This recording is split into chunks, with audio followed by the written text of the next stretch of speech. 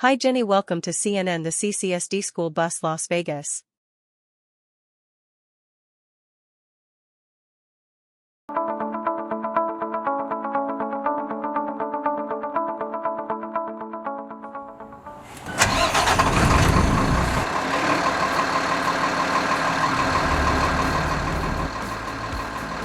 Safety is always number one.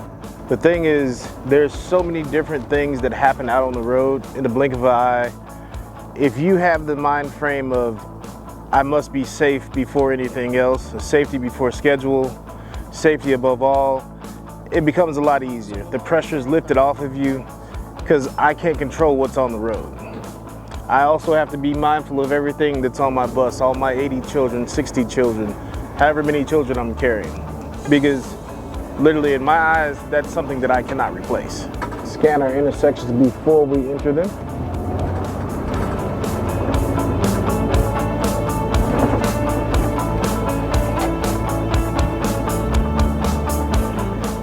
There is the 360 camera system that does offer live view now that the district has recently installed. Of course, we have, the stop arms, the stop cross arms for when students have to cross. Keeps them away from the front of the bus and driver's view, those kind of aspects of it. They have two-way radio communication, so if they do have issues, they can call their dispatcher immediately.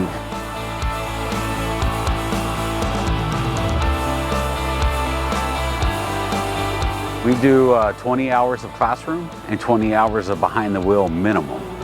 Usually by the end of our class sessions, we have anywhere from 45 to 55 hours.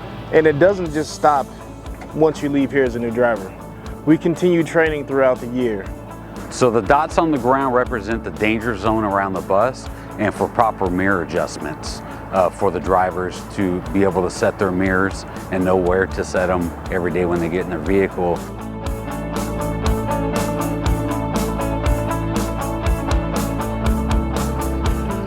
Backward stopping, offset, tracking, and reversing.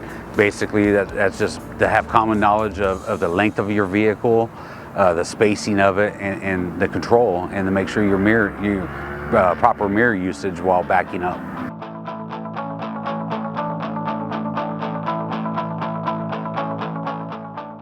My job is to put quality drivers out there on the road. Again, incidents and accidents do happen. Most of them are uncontrollable. We can't control it, but we do our best in providing safe drivers to the road.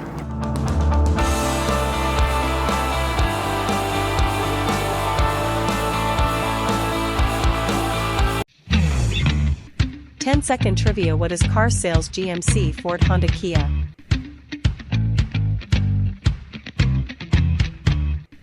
GMC the best cars in 1911.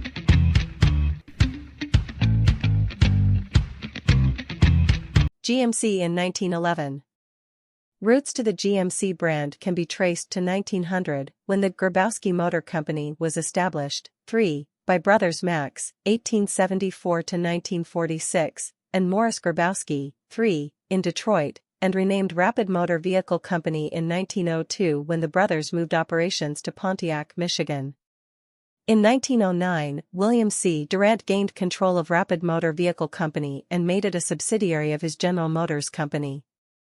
In 1911, General Motors formed the General Motors Truck Company and folded Rapid and Reliance Motor Car Company, another early commercial vehicle manufacturer that Durant had acquired in 1908, into it. In 1912, the Rapid and Reliance names were dropped in favor of GMC. All General Motors truck production was consolidated at the former Rapid Motor Plant 1 in Pontiac, Michigan. 4.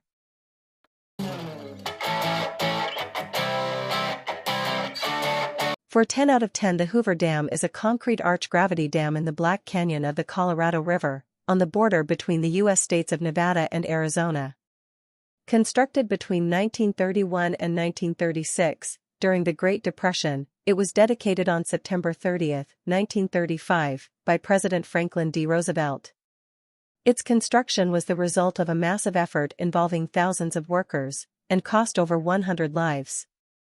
Bills passed by Congress during its construction referred to it as Hoover Dam, after President Herbert Hoover, but the Roosevelt administration named it Boulder Dam. In 1947.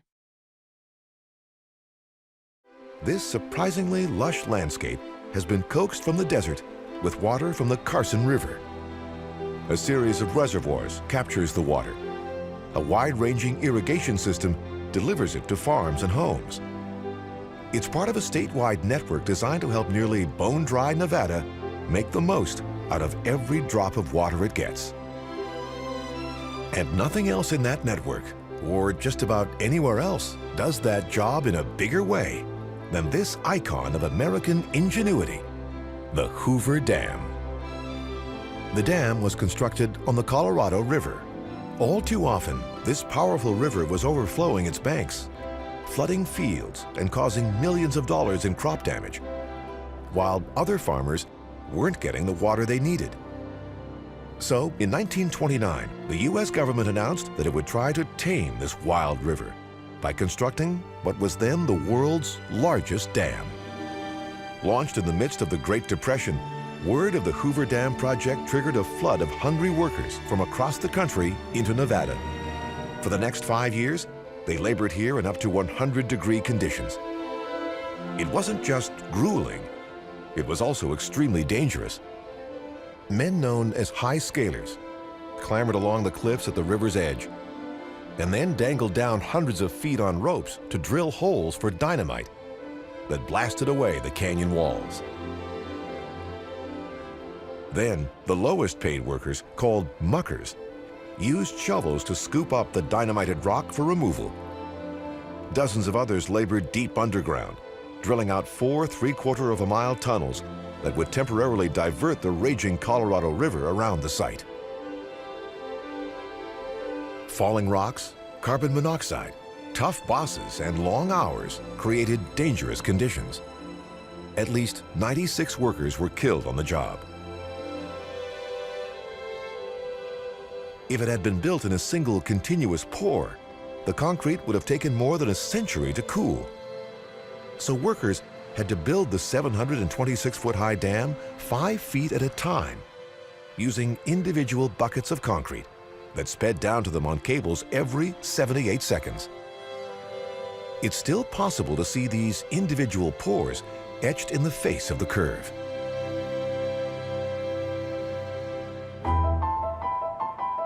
When they were finally finished on March 1st, 1936, 2 years ahead of schedule, their handiwork was hailed as an engineering marvel, the 8th wonder of the modern world. It was also an aesthetic triumph, thanks to its elegant proportions, futuristic design, and Art Deco details. It's visually stunning from the air, but that makes it easy to forget just how critical the engineering of the Hoover Dam remains today. If it ever gave way, it could unleash a wall of water so high it could flood an area the size of Connecticut 10 feet deep, destroy vital irrigation systems across the American Southwest, and leave millions without drinking water.